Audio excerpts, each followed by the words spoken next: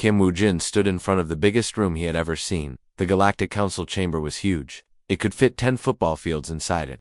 The walls were made of some strange metal that changed colors. Blue, green, purple. The colors moved like water. 12 different alien species sat in a big circle around him. Each group looked completely different from the others. The Veltarians were tall and thin with gray skin. They had 4 arms and no hair. Their leader, Prime Speaker Veltaran, looked down at Woo-jin like he was looking at a bug. The Nexari looked like walking crystals. They made beautiful singing sounds when they talked, but their songs always sounded angry when they spoke to humans. The Cathora were like giant ants that walked on 2 legs. They clicked and buzzed when they spoke. Their black eyes never blinked. The Zephyrians looked like fish that could walk. They wore water suits so they could breathe. Small bubbles came out of their suits when they moved. There were 8 other species too. All of them were older than humans. All of them thought humans were stupid and weak. Woo-jin had been Earth's ambassador for 3 years. 3 long, hard years. Every day the council asked for more from humanity. More money, more ships, more technology. They never gave anything back. Commander Park Da-yoon watched from the glass box above the main floor. She wore her blue military uniform with pride. Her hand rested on her weapon. She did not trust these aliens. None of the humans did anymore. Today, Prime Speaker Veltaran said in his cold voice, "We will discuss the new rules for humanity." The tall alien pressed a button on his desk. A big screen appeared in the air above them. Words and numbers filled the screen. Woo-jin read them carefully. His face got red with anger. "You want 60% of our military ships?" Woo-jin asked. His voice was calm, but Da-yoon could see his hands shake with anger. "Yes," Veltaran said. "Humans are new to space. You do not know how to use warships safely. We will keep them safe for you. And you want us to give you all our new technology for free." Woo-jin continued reading. "Of course," said Crystal Singer Nexira, the Nexari leader.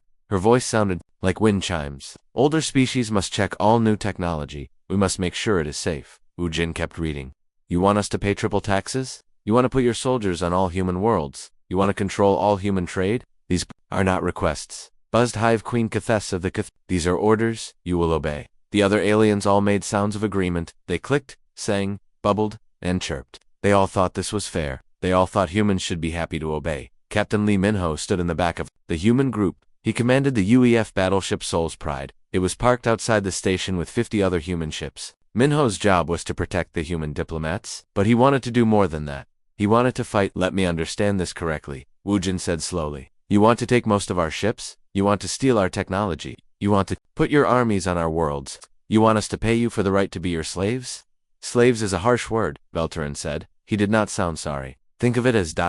protection. You are like children. We are like parents. Parents must control children for their own good." The other aliens made happy sounds. They liked this idea very much. Da-yoon felt sick. She had fought in the border wars. She had seen human soldiers die to protect alien trade ships from pirates. She had seen humans work 18-hour days to fix alien technology. Humans had helped every council species at least once, and this was how they said thank you. "We saved the Nexari colony ship last year," Woo-jin said. "We lost 12 good people. Doing it, yes. And we thanked you," Crystal Singer Nexira replied. "But that was your job. Younger species must serve older species. We stopped the plague on Kithara Prime," Woo-jin continued. "Our doctors worked for 6 months without rest. Again, your job," Hive Queen Kithis buzzed. "You should be happy we let you help us. We built the hyperspace relay network that connects your worlds," Woo-jin said. His voice was getting louder. "Half of your trade depends on our technology." "Technology you learned from us," Veltaran said with a laugh. "Everything humans know came from the council first." That was a lie, and everyone knew it. Humans had invented faster engines, better computers, and stronger materials. But the aliens always claimed they had taught humans everything. Minho stepped forward. His hand was on his weapon. "Sir," he said to Woo-jin, "just give the word." But Woo-jin held up his hand. "Violence would not solve this. It would only make things worse." "You have 1 standard day to agree," Veltaran said. "If you do not sign this agreement, we will take what we want by force. Your little fleet cannot stop the combined might of the council." The alien was right about one thing. 50 human ships could not fight thousands of alien ships. But that did not matter anymore. Woo-jin walked to the center of the room. He reached into his pocket and pulled out a small golden pin. It was the symbol of Earth's membership in the Galactic Council. He had worn it with pride for 3 years. "I have an answer for you," Woo-jin said clearly. Every alien in the room leaned forward. They expected him to say yes. They expected humans to bow down like always. Woo-jin placed the golden pin on the white table in front of Veltaran's seat. "The United Earth Federation formally withdraws from the Galactic Council," he said. "This withdrawal is effective immediately. We will not sign your agreement. We will not give you our ships. We will not give you our technology. We will not pay your taxes." The room went completely silent. No clicking, no singing, no bubbling. Even the air filters stopped making noise. Then the sound started. Aliens chittered, screamed, and roared. They could not believe what they had just heard. "You cannot do this," Velteron shouted. "No species has ever left the council." "We just did," Woojin said calmly. He turned around and walked toward the exit. Dayun and Minho followed him. So did every other human in the room. "You will starve without us." Crystal singer Nexera sang angrily. "You will die in space. You need us more than we need you." Hive Queen Kithis buzzed. "Come back here right now," but the humans kept walking. They did not look back. They did not stop. As they reached the door, Woojin turned around one last time. "Good luck," he said to the angry aliens. "You are going to need it."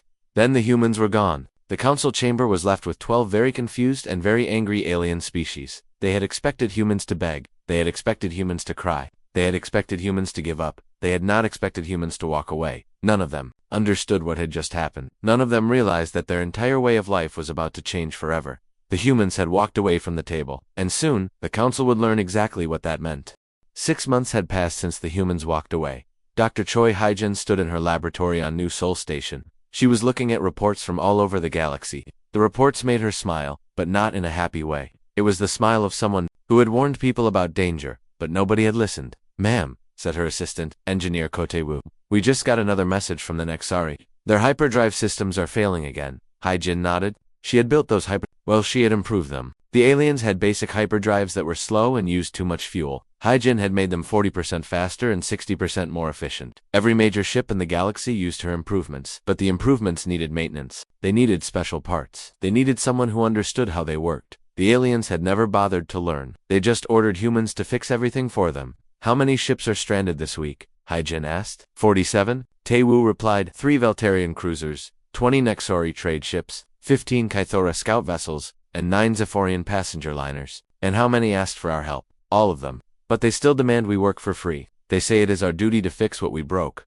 Hyjin laughed. She had not broken anything. She had built systems that worked perfectly. But those systems needed care. The aliens had thrown out all the human engineers 6 months ago. Now their ships were breaking down one by one. On the other side of the galaxy, Admiral Song Tae-hyun was watching his own reports. He sat in his command chair on the UEF dreadnought Inshin's hammer. The ship was new. It was bigger and faster than anything the council had ever seen. "Sir," said Communications Officer Nam Ji-hoon, "we just shut down the last relay station in council space." "Good song," Tae-hyun said. "How many trade routes does that cut off?" 37 major routes, sir. Maybe 200 smaller ones." Hyperspace relay network was humanity's greatest gift to the galaxy. It let ships talk to each other across vast distances. It let traders know where to go and what to sell. It let governments coordinate their fleets. The humans had built it. The humans had maintained it. The humans had paid for it. But the council had always acted like it belonged to them. Now it was gone. Every relay station in council space had been shut down. The humans had taken all the important parts with them. What was left behind was just empty metal shells. "The Veltarians are trying to turn the stations back on," Nam Ji-hoon reported. "They have been trying for 3 months now." "Any luck?" Song Tae-han asked. "No, sir. They keep asking us for the technical manuals." "And our response?" "We tell them the manuals are classified human technology. If they want access, they need to negotiate a proper trade agreement." Song Tae-hyun smiled. The aliens did not want to negotiate. They wanted humans to just give them everything for free. That was how it had always worked before, but not anymore. Trade Captain Yoon Sora was loading the last cargo container onto her ship, the Busan Runner. She was one of the last humans in council space. Her job was to get information. She needed to know what the aliens were really thinking. "Captain," said her second officer, Park Sum-ho, "the Zephyrian Port Authority wants to search our ship again." "Let them, Yoon," Sora said. "They will not find anything." The aliens were getting desperate. They kept searching human ships, looking for weapons or secret technology. They found nothing because there was nothing to find.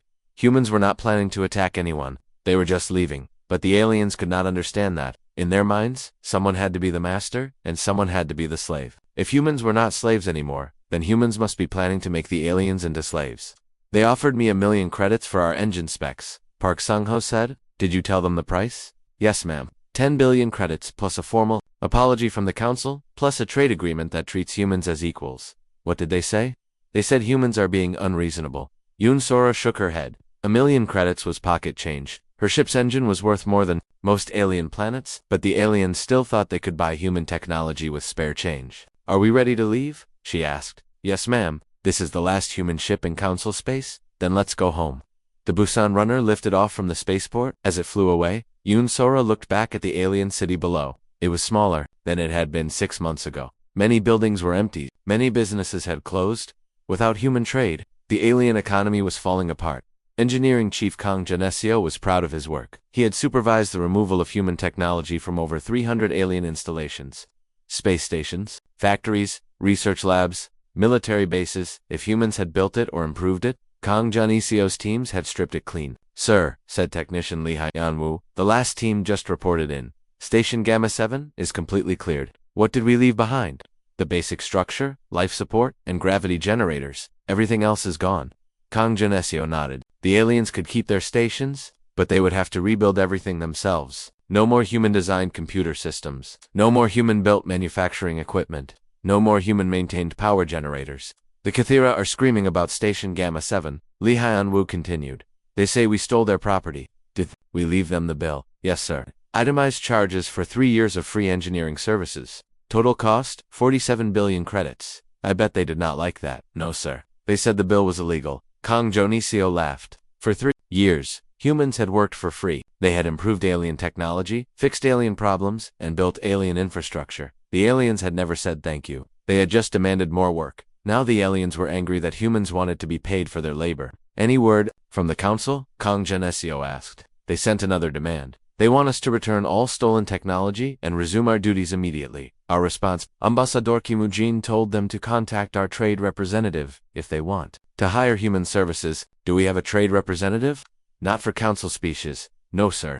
On the Nexari homeworld, crystal singer Nexera was facing her worst nightmare. The food production systems were failing. The systems had been designed by Nexari engineers, but improved by humans. The improvements had tripled food production. Now the improvements were breaking down. The Nexari had 6 billion people to feed. Their old systems could only feed 2 billion. "Great singer," said her aide Kristaham Nexuro. The humans sent another message. "What do they want?" "Nothing. They are offering to sell us food and technical support." "For how much?" "Market prices, plus a public apology for 3 years. Of forced labor." Nexera's crystalline body flashed red with anger. "Forced labor. We never forced them to do anything. They say they were coerced through economic and political pressure." Lies. But even as she said it, Nexera knew it was true. The council had made it clear that humans had to work for free or face military action. They had called it voluntary cooperation, but everyone knew what it really was. "Great singer," Nexero continued, "the food riots are getting worse. We need that human technology. Never. We will figure it out ourselves. How we sent away all the human engineers. Our people do not understand their improvements." Nexera said nothing. She had no answer. All across the galaxy, the same scene was playing out. Alien governments faced crises they could not solve, technology they could not fix, problems they could not handle. For 3 years, humans had been the galaxy's workforce. They had solved every problem, fixed every breakdown, and improved every system. The aliens had thought humans were servants. Now the servants were gone, and the masters were learning that they did not know how to do anything for themselves. The silence had begun, and it was only going to get louder. 1 year had passed since humanity walked away. President Ogiwu sat in her office on Earth, reading reports that would have made her laugh if they were not so serious. The galaxy was falling apart, and the aliens still refused to admit they needed help. "Madam President," said her aide, Secretary Kim Dongman, "we have 17 new messages from Council species today. What do they want now?" Ogiwu asked. "The same thing as always. Free help. But they are not calling it begging anymore. Now they call it restoring galactic stability." Ogu shook her head. The aliens still thought they were in charge. They still thought humans should work for free just because the aliens said so. On the Nexari homeworld, people were dying. The crystal farms that fed billions had failed completely. Crystal singer Nexera watched from her palace as hungry crowds gathered in the streets. Without human farming techniques, the Nexera could only grow enough food for half their population. "Great singer," said her military commander, "Crystal Strike Nexvalen. The riots are spreading to 12 more cities. We need to do something." "Contact the humans again," Nexera said quietly. "Ma'am, you heard me. Contact the humans. Offer them ... Offer them whatever they want." Nexvalen's crystal body flashed surprise. "But, great singer, you said we would never negotiate with them. That was before my people started starving." But when Nexvalen tried to contact humanity, he got a polite message. All requests for aid must go through proper diplomatic channels. Humanity would consider helping any species that formally recognized human sovereignty and apologized for past mistreatment. The Nexari were too proud to apologize, so their people kept starving. Fleet Commander Bay Sungmin watched through his telescope as another Cathora ship died in space. The huge insect vessel had been traveling between star systems when its engines failed. Now it was drifting in the dark, its crew slowly running out of air. "Sir," said his navigation officer, Lieutenant Choi Minj, "that is the 15th Kithara ship this month. Any distress calls?" Bae Sung-min asked. "Yes, sir. They are begging for rescue." "What are our orders?" "Observe only. Do not help unless they follow proper procedures." Bae Sung-min felt bad for the dying insects, but humanity had rules now. No more free help. No more charity for ungrateful aliens. If the Kithara wanted rescue, they had to ask properly and pay for it. The Kithara ship sent message after message. First they demanded help, then they offered money. Finally, they begged, but they never apologized for treating humans like slaves. They never acknowledged that humans deserved respect, so the ship drifted in space until its crew died. Research Director Han Yuna was having the best year of her life. Without council restrictions, human science was advancing faster than ever. Before, the aliens had always forbidden dangerous research. They said humans were too young to handle advanced technology. "Dr. Han," said her assistant, research analyst Yu Han, "the quantum computer project is ready for testing." "Excellent. What about the matter converter?" "Working perfectly. We can now turn asteroids into starships in just 3 days." Han Yuna smiled. 3 days to build a starship. The aliens took 3 months to build the same thing, and their ships were not even as good as human ships. "The council sent another spy," Yu Heiren continued. "Veltarian agent pretending to be a traitor. What did we tell him? Nothing, but we let him see the construction drones building our new space stations." "How did he react?" "He was very scared. He asked how we built stations so fast, and we told him it was classified." The spy had seen human machines that could build themselves. He had seen robots that could mine asteroids and construct massive space stations without any human workers. Technology like that should have taken centuries to develop. But humans had done it in 1 year. The aliens were starting to realize that they had made a terrible mistake. Deep in Zephyrian space, pirates attacked another colony world. Without human patrol ships to stop them, raiders had become bold. They attacked anyone they wanted, stole whatever they could carry, and disappeared into the darkness between stars. Admiral Kwon Minsu received the distress call on his flagship, the Sejong the Great. His ships were only 2 hours away from the attacked colony. "Sir," said his communications officer Ensign Park Soyoung, "the Zephyrian government is requesting immediate assistance." "Do they have a mutual defense treaty with us?" Kwon Minsu asked. "No, sir. They canceled all treaties with humanity 1 year ago, then we cannot help them." "But sir, there are civilians dying down there." Kwon Minsu felt terrible, but he had his orders. Humanity would not be the galaxy's free police force anymore. If aliens wanted protection, they had to pay for it or earn it through friendship. The Zephyrian colony burned while human ships watched from space. 2 hours later, the Zephyrian government sent an emergency message to Earth. They offered to pay any price for human protection, but it was too late. The colony was already destroyed, and 20 million Zephyrians were dead. 2 years after humanity's withdrawal, the Council was breaking apart. The Veltarian Empire, which had ruled the galaxy for 1,000 years, was collapsing. Their subject species were rebelling. Their colonies were declaring independence. Their mighty fleet was stranded in space with broken engines. Intelligence. Analyst Lim Hae-won sat in her office on Intelligence Station Beta, reading intercepted alien communications. The messages made interesting reading. "Colonel Park," she called to her supervisor, Colonel Park Jae-soon, "you need to see this." "What is it?" "The council is planning to attack us." Park Jae-soon read the intercepted messages. The aliens had convinced themselves that humans were suffering as much as they were. They thought one quick military strike would force humanity back to the negotiating table. "How big is their fleet?" he asked. 2,000 ships from all 12 species. They are gathering at Rally Point Zeta. "When do they plan to attack?" "Next week." Park Jae-soon sent the intelligence report to Earth immediately. Within hours, every human military commander in the galaxy knew about the planned attack. General Shin Dong-wook read the report in his office at Defense Command. He was not worried. Human military technology had advanced as much as human civilian technology. The aliens were about to get a very unpleasant surprise. "Send a message to Admiral Song," he ordered. "Tell him to prepare the demonstration." "What demonstration, sir?" "The aliens want to see our military capabilities. Let's show them." 1 week later, the combined council fleet arrived at the edge of human space. 2,000 alien warships formed a massive battle line. It was the largest military force ever assembled in galactic history. Prime Speaker Veltaron commanded the fleet from his flagship, the Eternal Dominion. He was confident of victory. Humans had only been in space for 50 years. How good could their weapons be? "All ships," he broadcast, "prepare for attack. We will show these primitive humans what happens when they defy the Council." But before the fleet could move, space around them began to change. Defense platforms appeared from nowhere. They had been invisible, hidden by technology the aliens did not understand. Hundreds of them surrounded the Council fleet in perfect formation. Then, the human fleet arrived. Captain Moon Gyeong commanded the lead ship, the Admiral Yi-sun. It was unlike anything the aliens had ever seen. The ship seemed to bend space around itself as it moved. It appeared in one place, then instantly appeared somewhere else, without crossing the space between. "This is Captain Moon Gyeong of the Human Defense Force," she broadcast to the alien fleet. "You have entered human space without permission. You have 30 seconds to withdraw, or we will consider you hostile," Velteran laughed. 30 seconds. "You are outnumbered 10 to 1. Human, surrender now, and we will be merciful." 20 seconds, Moon Gyeong replied calmly. "Attack!" Velteran screamed. The council fleet opened fire. Thousands of energy beams and missiles flew toward the human ships. It was enough firepower to destroy a planet. But none of the weapons hit their targets.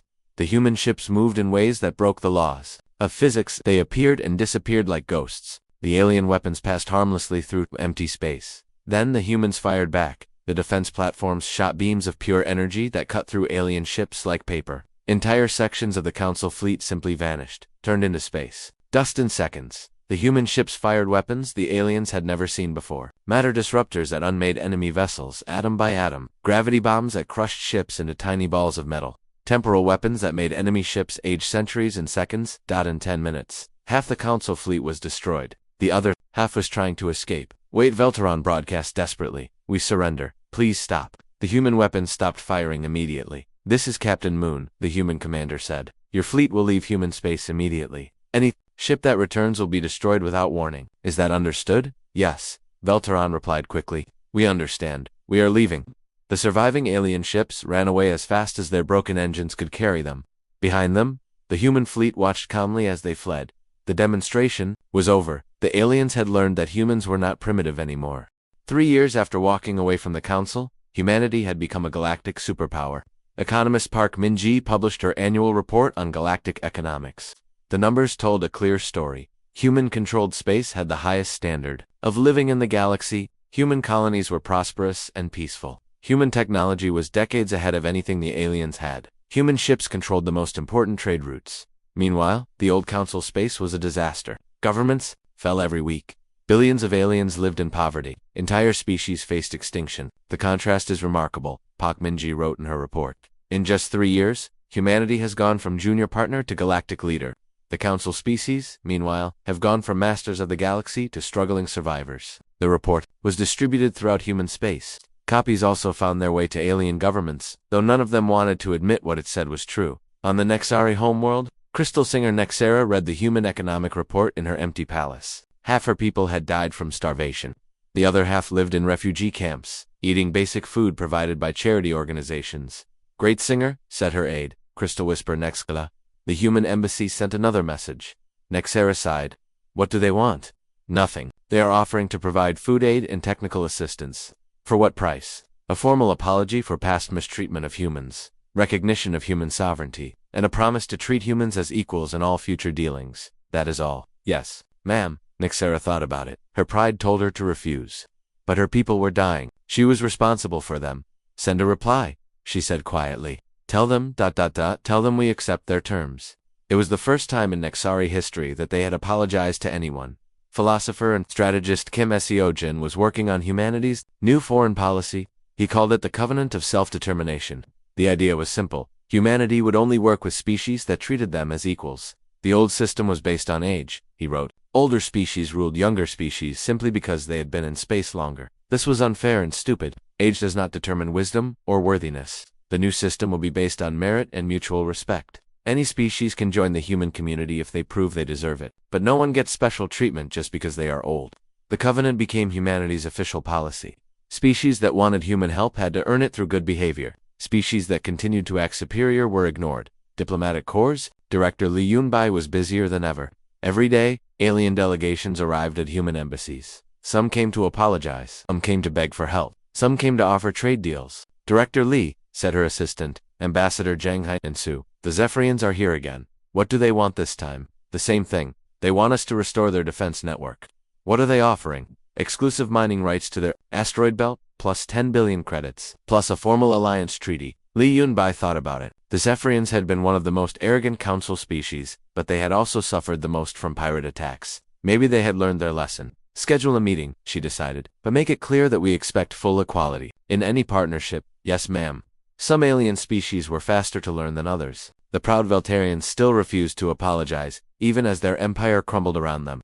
The insectoid Cathera kept demanding free help, even as their hive ships died in space. but other species were smarter. The Nexari swallowed their pride and asked for help properly. The Zephyrians offered genuine partnership instead of demanding service. Several smaller species had already joined the human community as equal members. The galaxy was slowly learning that the old ways were dead. Age and tradition meant nothing anymore. Only merit and respect mattered. 5 years after humanity walked away from the council table, Chancellor Chen Byung-ho stood before the Terran Commonwealth Assembly. The assembly met in a massive space station orbiting Earth. Representatives from 47 different species sat in the Great Hall. My fellow citizens, Chen Byung-ho began. 5 years ago, humanity was told to bow down and serve. We were told that newer species must always obey older species. We were told that we had no rights, no voice, and no choice. The audience listened quietly. Many of them remembered those dark days. Today, we stand as equals in a galaxy of equals. Species that join our commonwealth do so not because they are forced to, but because they choose to. They are not subjects or servants. They are partners and friends. In the audience sat beings from dozens of worlds. Former council species who had earned their place through merit. Independent colonies who had chosen human protection over council oppression. New species who had learned about galactic civilization from humans instead of aliens. Ambassador Rup Hyojin sat in the diplomatic section. Her job was to handle communication with the old council species. It was not a busy job anymore. The council barely existed. Ambassador Ru, her aide, whispered. We just received another message from the Valterian government. What do they want? She whispered back. They are offering to trade their remaining territory for citizenship in the Commonwealth. All of it. Yes, ma'am. They said they cannot govern themselves anymore. Ru Hyojin shook her head. The mighty Valterian Empire, reduced to begging for protection from the humans they had once enslaved. Admiral Quan Minsu commanded the Commonwealth Defense Fleet from his flagship, the Turtle Ship. His fleet protected hundreds of worlds and thousands of species. But unlike the old council fleets, the Commonwealth military was integrated. Nexar, Crystal Singers served alongside human pilots. Zephyrian navigators worked with Kithara engineers. Former enemies had become comrades, united by shared values instead of shared species. Admiral, said his flag captain, Captain Yim Soo-jin, long-range sensors are detecting ships at the edge of our territory. Council ships. Yes, sir. Ached. Full diplomatic fleet. They are requesting permission to dock at New Sol Station. Quan Minsu smiled. New Sol Station was humanity's diplomatic center. It was where aliens came when they wanted to join the Commonwealth. The fact that the council was coming there meant they were ready to surrender completely. Grant them permission, he ordered. But standard protocol. No special treatment. The council ships arrived at New Sol Station and joined the queue with everyone else. Valterian cruisers waited behind Zephyrian traders. Nexari crystal ships sat next to human cargo vessels. Everyone was treated the same. Director Cho Young-hee of the Commonwealth Foreign Relations Office reviewed the council's application. It was a formal request to dissolve the Galactic Council and join the Terran Commonwealth as member species. Interesting, she said to her deputy, Deputy Director Shin Ju-won. They are not trying to negotiate anymore. No, ma'am.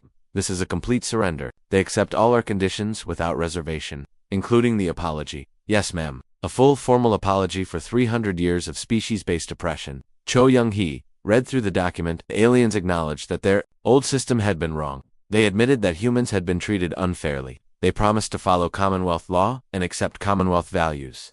It was everything humanity had wanted, offered freely by beings who had once thought humans were inferior. Ambassador Kim Woo-jin, now in his 70s, sat in his office at New Sol Station. Through his window, he could see the ships waiting for permission to dock. Council vessels that had once carried threats and demands now carried humble requests for membership. His aide, Secretary Kim Min-woo, brought him the daily reports. Sir, Min-woo said, the council representatives are here for their final interview. How do they seem? Nervous? Respectful? They really want this to work. Woo-jin nodded. It had taken 5 years, but the aliens had finally learned the lesson humanity had tried to teach them. Power came from strength and wisdom, not from age and tradition. Respect had to be earned, not demanded. Send them in, he said. A few minutes later, 12 alien representatives entered his office. They were the same species that had once ruled the galaxy, but they looked different now. Smaller, somehow. Humbler. They knew they were no longer the masters of anything. Prime Speaker Veltaran, looking much older than before, spoke first. Ambassador Kim, he said quietly, we have come to formally request membership in the Terran Commonwealth.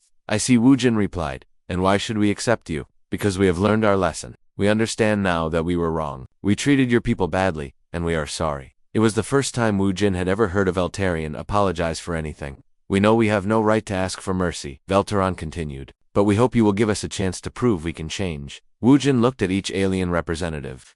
5 years ago, these beings had demanded that humanity submit to their authority. Now they were begging for a place in humanity's community. The Commonwealth will consider your application, he said formally. You will start as probationary members. You will have to prove you deserve full citizenship. We understand, Velteron said. Thank you for this opportunity.